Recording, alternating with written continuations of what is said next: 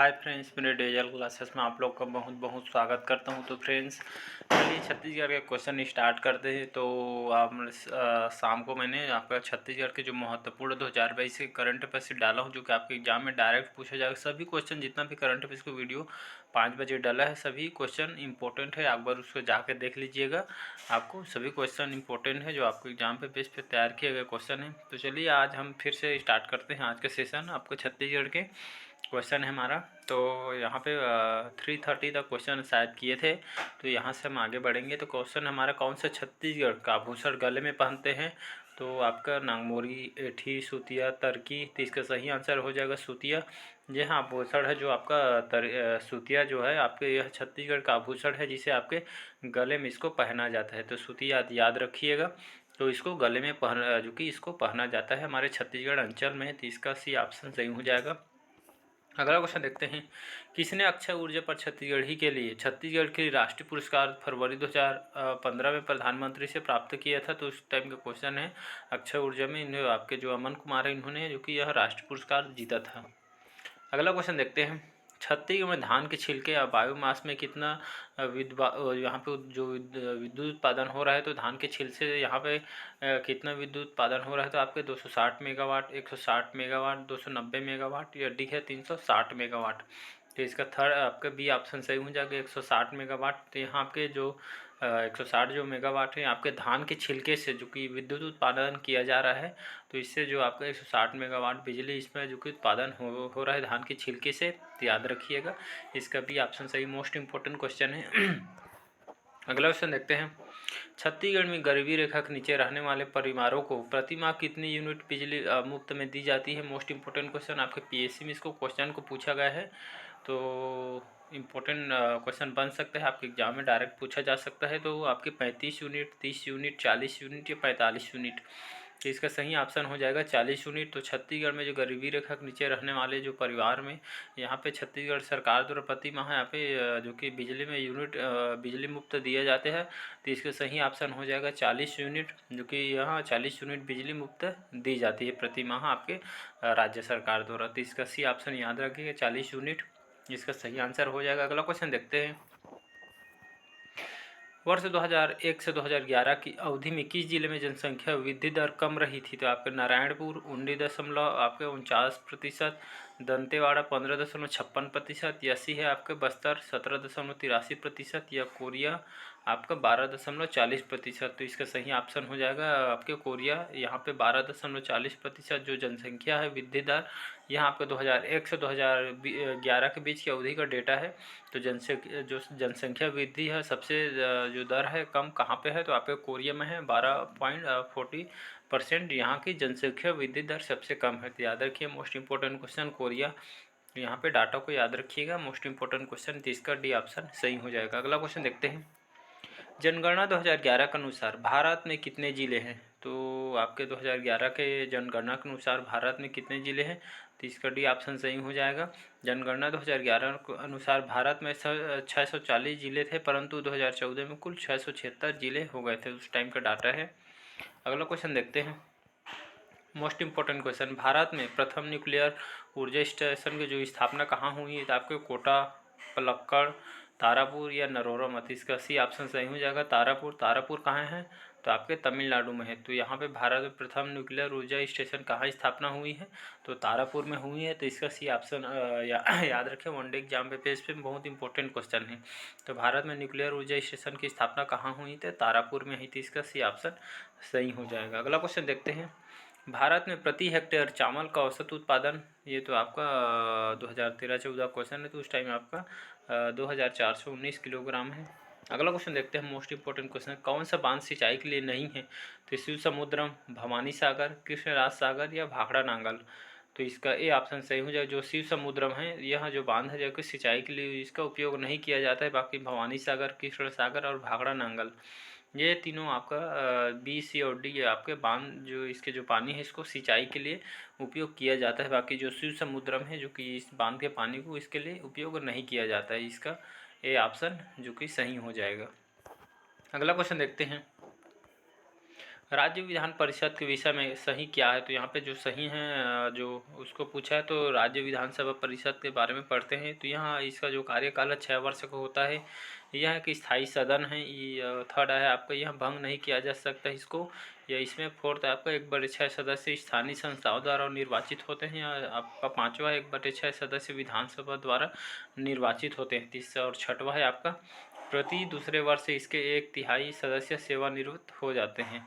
यह 7 है आपका उपराज्यपाल सदन का सभापति होता है। और 8वां इसके सदस्यों के कार्यकाल है आपका 6 वर्ष होता है। तो इसका सही आंसर हो जाएगा, तो इसका सी ऑप्शन यहाँ पे सही हो जाएगा। 1, 3 और 6 और 8 इसका सही आंसर हो। तो राज्य विधानसभा परिषद जो विषय है सही का हम देखेंगे, तो यहाँ पर इस जो राज्य विधानसभा विधान परिषद है इसका जो कार्यकाल 6 वर्ष का होता है। याद रखिएगा डाटो के ऐसे क्वेश्चन बार बार इसको रिपीट किया जाता है, तो इसमें कंफ्यूज हो जाता है और हम आंसर जो लगाते हो अक्सर गलत होता है। इसलिए जो इसको अच्छे से अच्छा ढंग से पढ़िएगा डाटा को, फिर आप आंसर लगाइएगा।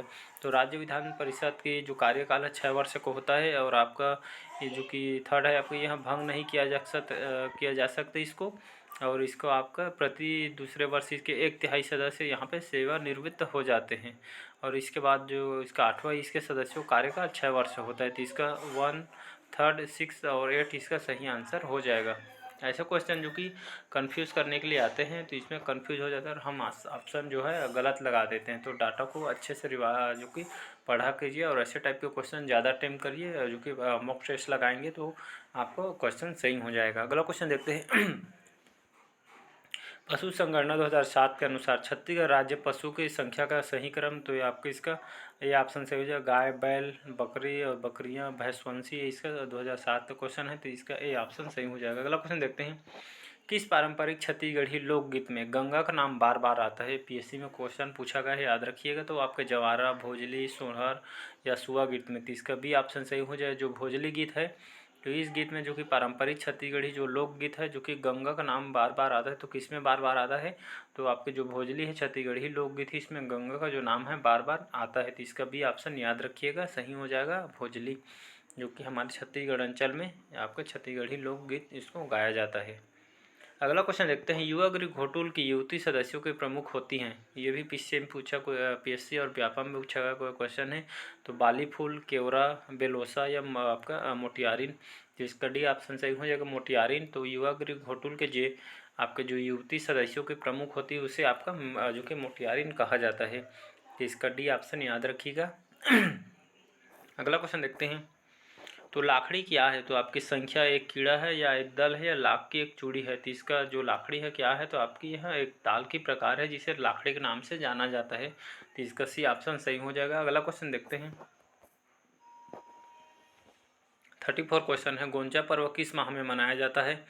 तो यहाँ आपके बस्तर दशहरा से जो कि यहाँ रिलेटेड पर्व है। तो गोंचा पर्व किस माह में मनाया जाए? तो आपके आषाढ़ माह में, ज्येष्ठ, श्रावण या भाद्रपद में। तो इसका ए ऑप्शन सही हो जाएगा। आषाढ़ माह में गोंचा पर्व इस माह में मनाया जाता है। इसका ए ऑप्शन याद रखिएगा। आषाढ़ माह में गोंचा पर्व इस तिथि को मनाया जाता है। तो इसका ए ऑप्शन सही हो जाएगा। अगला क्वेश्चन देखते हैं। मोस्ट इंपॉर्टेंट क्वेश्चन है। वर्ष 2001 की तुलना में 2011 में छत्तीसगढ़ राज्य की जो जनसंख्या घनत्व वृद्धि दर जो कि कितनी है? तो पीएससी में उसको पूछा गया क्वेश्चन है। तो 30, 25, 35 या 40। इसका सी ऑप्शन सही हो जाएगा 35। तो वर्ष 2001 की तुलना में वर्ष 2011 में छत्तीसगढ़ राज्य की जो जनसंख्या घनत्व है, तो इसमें वृद्धि हुई थी, कितने % की वृद्धि हुई थी? तो इसका 35 सही आंसर हो जाएगा। तो इसका C option most important question याद रखिएगा। अगला क्वेश्चन देखते हैं यहाँ पे। पंडित दीनदयाल उपाध्याय कौशल विकास योजना के अंतर्गत वर्ष 2012-13 में किस महाविद्यालय के छात्रों को प्रशिक्षण किया गया था? तो इसका भी ऑप्शन शासकीय काकतीय स्नातकोत्तर महाविद्यालय जगदलपुर उस टाइम का जो कि यहाँ प्रशिक्षण दिया गया था। तो इसका सही आंसर हो जाएगा बी ऑप्शन। अगला क्वेश्चन देखते हैं। अगला क्वेश्चन देखते हैं। बहादुर कलारीन माची क्या है? तो ये आपके प्राचीन नगर है या प्राचीन स्मारक है या प्राचीन धर्मशाला है या प्राचीन तालाब है? तो इसका भी ऑप्शन सही हो जाएगा। बहादुर जो कलारीन की माची क्या है? तो यहाँ आपके प्राचीन स्मारक है। तो इसका भी ऑप्शन याद रखिएगा। बहादुर कलारीन की जो माची है आपके, जो कि यहाँ आगे एक तरह के प्राचीन स्मारक है। तो इसका भी ऑप्शन सही हो जाएगा। अगला क्वेश्चन देखते हैं। अगला क्वेश्चन देखते हैं, नागमोरी शरीर के किस अंग का आभूषण है? तो आभूषण जी भी क्वेश्चन पूछा जाता है, पीएससी में इसको पूछा गया क्वेश्चन है। तो गला, कलाई, अंगुली या भुजा में? तो इसका डी ऑप्शन सही हो जाएगा, भुजा। तो नागमोरी शरीर के किस अंग का आभूषण है? तो नागमोरी आपके भुजा में इसको पहना जाता है, लेडीज लोग इसको पहनते हैं। नागमोरी शरीर के आपके भुजा का अंग है, इसको आपके जो भुजा में इसको नागमोरी को पहना जाता है। तो इसका डी ऑप्शन सही हो जाएगा। अगला क्वेश्चन देखते हैं, अता अली खां किसका नाम था? तो आपके अबुल फैजी, अबुल फजल या टोडरमल या डी है इनमें से कोई नहीं? तो इसका डी ऑप्शन सही हो जाएगा। तो अब जो अता अली खां किसका नाम था? तो आपके तानसेन को अता खान के नाम से जाना जाता है। ये इसका जो अन्य नाम है रामतनु पांडे था। तो इसका डी ऑप्शन याद रखें, अता अली खां किसका नाम था? तो आपके तानसेन को अता अली खां के नाम से जाना जाता है, जो कि एक आपका इसका जो अन्य नाम था, जो कि इसको रामतनु पांडे के नाम से इनको जाना जाता था। अगला क्वेश्चन देखते हैं यहाँ पे, अगला क्वेश्चन देखते हैं, कलकत्ता में सुप्रीम कोर्ट भारतवर्ष में प्रथम बार किस अधिनियम द्वारा बनाया गया था? मोस्ट इंपोर्टेंट क्वेश्चन है। तो 1909 के अधिनियम में, पिट्स इंडिया एक्ट के अधिनियम में, या सी है 1919 के अधिनियम में, या डी है आपका रेगुलेटिंग एक्टिव के माध्यम से? तो कलकत्ता में सुप्रीम कोर्ट भारत की पहली बार जो कि 1717 ईस्वी में रेगुलेटिंग एक्ट द्वारा स्थापित किया गया था, और इसके साथ मुख्य न्यायाधीश जो कि एजिला आप एजिला पे थे, और रेगुलेटिंग द्वारा बंगाल के गवर्नर को गवर्नर जनरल का पद दिया गया था इसके माध्यम से। तो याद रखिए, इसका डी ऑप्शन सही हो जाएगा। तो 1717 ईस्वी में रेगुलेटिंग एक्ट द्वारा स्थापित किया गया था आपके कलकत्ता में सुप्रीम कोर्ट का भारत में पहली बार। इसके जो मुख्य न्यायाधीश थे आपके एजिला पे थे, और रेगुलेटिंग एक्ट द्वारा बंगाल के गवर्नर को आपका गवर्नर जनरल जो कि पद दिया गया था। तो इसका डी ऑप्शन याद रखिएगा। अगला क्वेश्चन देखते हैं, महादेव पहाड़ियाँ किसका भाग है? तो आपके विंध्याचल, सतपुड़ा, पश्चिमी घाट, या डी है कैमूर की पहाड़ियाँ? तो इसका बी ऑप्शन सही हो जाएगा, सतपुड़ा। तो महादेव पहाड़ियाँ किसका भाग है? तो सतपुड़ा का भाग है। तो इसका महादेव पहाड़ियाँ किसका भाग है? तो सतपुड़ा का भाग है। तो इसका बी ऑप्शन याद रखिएगा। अगला क्वेश्चन देखते हैं, जो जवाहर सुरंग कहाँ से गुजरती है? तो आपके बनिहाल, पीर पंजाल, बुर्जिल, जो जिला? तो इसका सही ऑप्शन ए ऑप्शन सही हो जाएगा। जवाहर सुरंग कहाँ से गुजरती है? तो जवाहर जो सुरंग है आपके बनिहाल दर्रा से गुजरती है। तो इसका आपका जवाहर सुरंग कहाँ से गुजरती है? तो बनिहाल दर्रा से गुजरता है। Most important question. तो इसका ए ऑप्शन याद रखिएगा, बनिहाल दर्रा से जवाहर सुरंग गुजरती है। तो जवाहर सुरंग का सही ऑप्शन बनिहाल सही आंसर हो जाएगा। तो याद रखिए बनिहाल दर्रा। अगला क्वेश्चन देखते हैं, मोस्ट इंपोर्टेंट क्वेश्चन, भारत में 10 लाख से अधिक जनसंख्या वाले नगरों की संख्या कितनी है? तो 60, 50, 100 या डी है इनमें से कोई नहीं? तो जनगणना 2011 के अनुसार भारत में 10 लाख से अधिक जनसंख्या वाले नगरों की संख्या 53 है। वर्ष 2011 में जो संख्या 35 थी। तो इसका डी ऑप्शन याद रखिएगा।